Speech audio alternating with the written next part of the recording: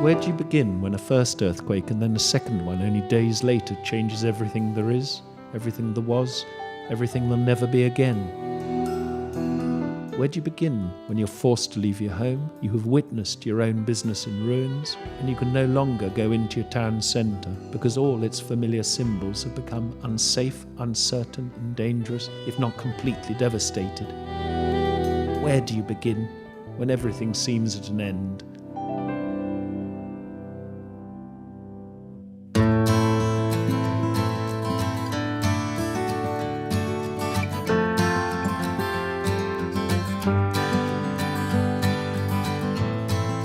Is it getting better? Emilia Romagna decided to start by itself, from itself, to look to its territory, where the earthquake has meant not only injury to people and damage to buildings and monuments, but also a blow to an area of production equivalent to 2% of GNP. To look to its own cultural heritage, not by building new towns in the place of those hit by the quakes, but by saving and preserving its own identity through the restoration and enhancement of what was there before. It looked at its history of sharing and a dialogue in which solutions cannot be imposed from the outside, or worse, from above, but must be reached all together through listening to the voices of the local people.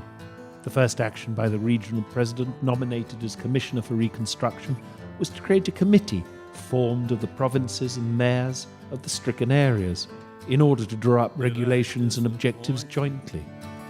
It looked at the spirit of its people and its entrepreneurs, both hard-working and dynamic, and encouraged their desire to start up again immediately by introducing innovative regulations. For the first time in Italy after an earthquake, the conditions were created and guaranteed, whereby anyone wishing to undertake rebuilding on their own could begin to do so straight away. Emilia Romagna decided to start from itself, and with a clear memory of how everything was, Emilia shall reconstruct itself as it was always meant to be.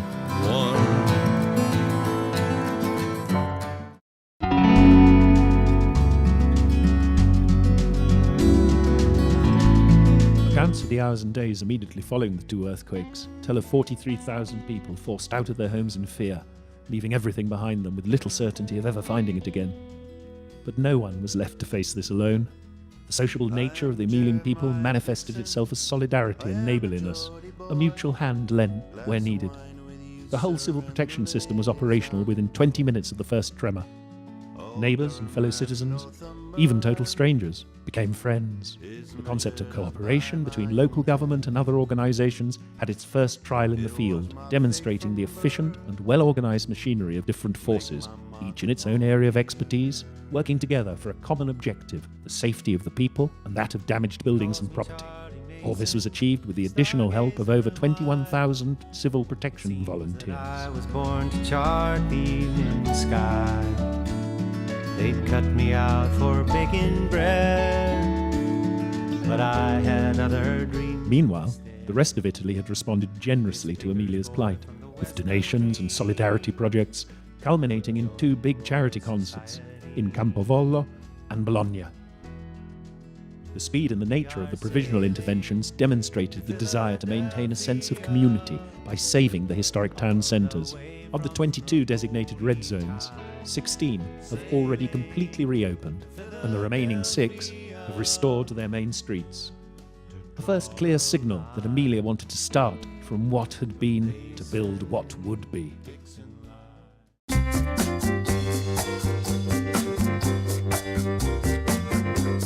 People, schools, work, health, public services, these are what must come first. The challenge in this emergency phase was to protect what was already under threat, even before the earthquakes, from the economic recession. 3 key words: legality, so that the earthquake did not become an opening for organised crime; transparency, so that every financial transaction could be traced and checked; fairness, so that everyone receives what is due to them, not more, not less, and there is no speculation. The result has been a shared, flexible and long-term plan, seamless governance. While one rebuilding phase was underway, preparations were already being made for the next steps, thus reducing to a minimum transition phases which in other areas have paralysed communities hit by earthquakes. In this way, real reconstruction has gone ahead.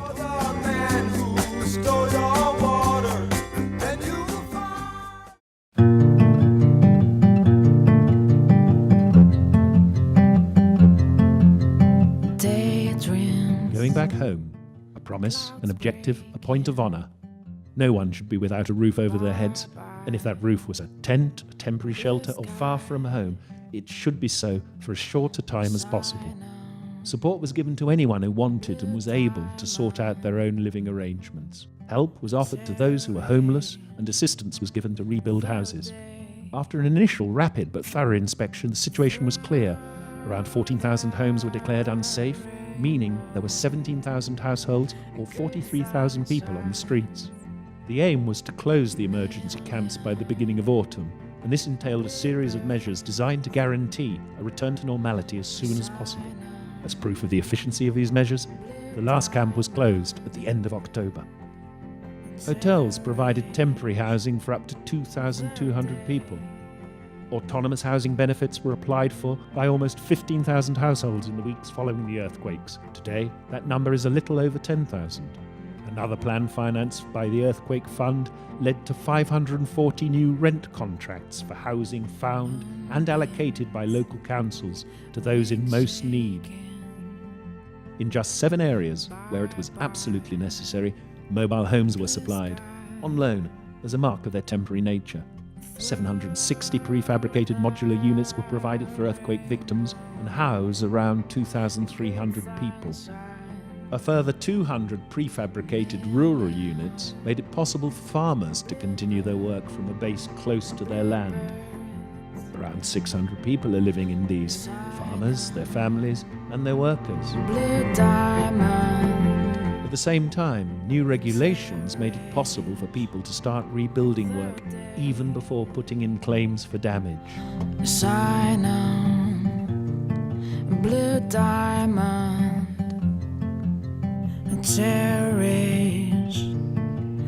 Over 39 million euros has been made available by the region to repair damaged social housing. Blue sky.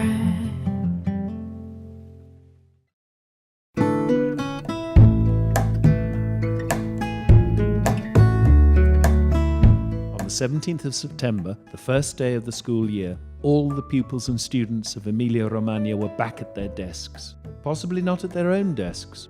Perhaps not in their own school, maybe not even in their own hometown, but they were all there, happy to start the year. A real cause for celebration, a sign on the first day of a return to normality for many communities who recognized an essential point of reference in their children's safety. It should come as no surprise that schools were high up on the list of priorities for rebuilding. Plans of the highest quality were immediately put into action for the 450 school buildings damaged by the tremors. These schools have been repaired and upgraded, or have been temporarily replaced by new prefabricated buildings. In most cases, real school campuses have been built, complete with the necessary infrastructures, roads, electricity, water, sewerage, in farmland or on unused land. Completion times have been remarkably fast. 30 to 60 days to put up schools that are better than those they replace in terms of safety, practicality, and energy efficiency. Their modular nature means that laboratories, gyms, and libraries can be added at a later stage.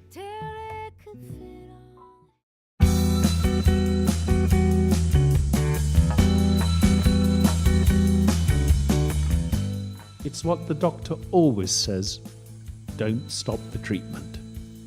And in Emilia, even in the midst of the emergency, the health system carried on uninterrupted.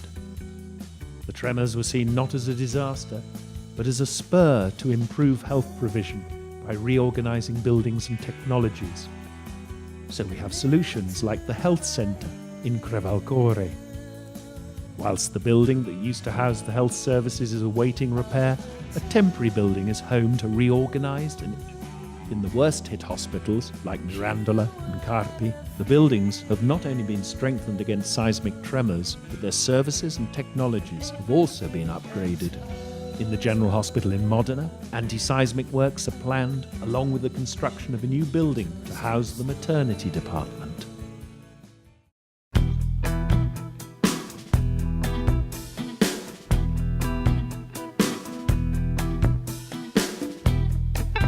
A particular cause for concern following the earthquake was the tearing apart of a fabric of production vital to Italy. Emilia is home to an enormous number of farming, food, industrial and artisanal businesses, as well as internationally known companies which supply biomedical and other specialist products. Giving up was never going to be an option for the majority of the companies and individuals affected. For this very reason, many had returned to work straight after the first earthquake, keen to start again, to be caught by surprise by the second tremor, in some cases tragically so. After that, it was only the combined efforts of company owners and workers determined not to be brought to a halt that enabled production to get going again. Here too, there was an overriding will, not just to patch up the damage, but to see the earthquake in terms of an opportunity for renewal. Not only have buildings been renewed, but also, and more importantly, technology, machinery and stocks have too. So at the end of the process, we have companies which are safer, more environmentally sustainable and more competitive. Yeah, you look like a fine thing, Jerry.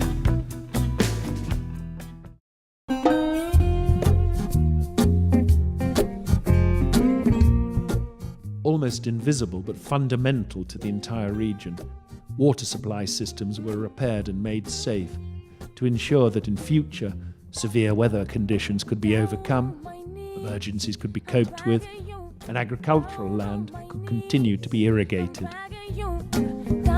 39 town halls were damaged in the earthquakes, and their repair is of great symbolic importance as well as practical value.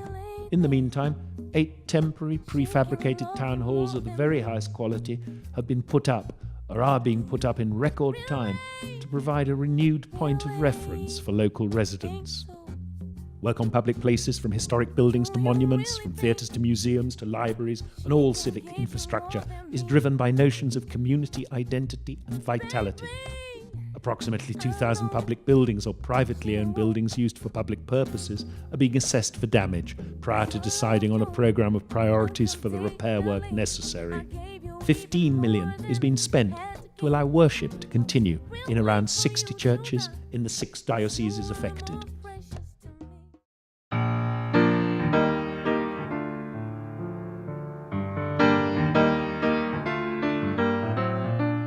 And now a year has gone past, a year of suffering, difficulties and tears. But it has also been a year of real social bonding, genuine solidarity and courage, a determination to return to the way things were, but better than they once were. Much has been done, but much remains to be done. There's been an earthquake, and Emilia cannot forget that. But by its nature, Emilia looks forward, not back. And sleeves remain firmly rolled up.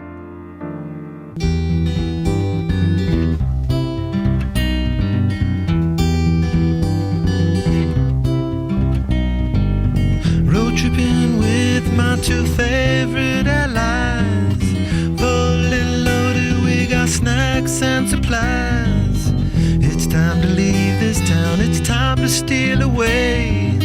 Let's go get lost anywhere in the USA.